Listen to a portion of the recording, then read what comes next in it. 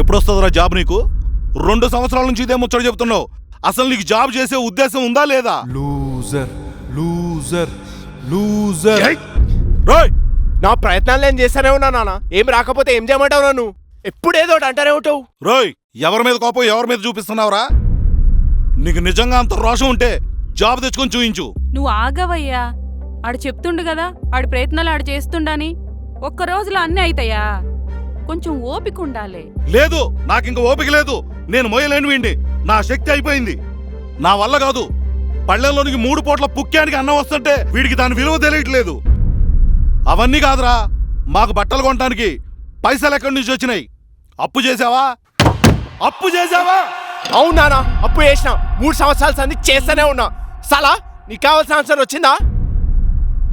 ఏంట్రా నోరులేస్తుంది? నడవరా బయటికి. ముందు ఇంట్లోంచి బయటికి నడు.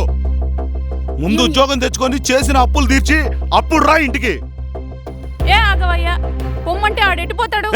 ఏడికైనా పోని, నాకు అనవసరం. అయినా నువ్వు చేయబట్టి వాడు ఇలా తయారయ్యాడు. పోరా బయటికి. అరే ఆకాష్, ఆకాష్ ఆగరా నాన్న.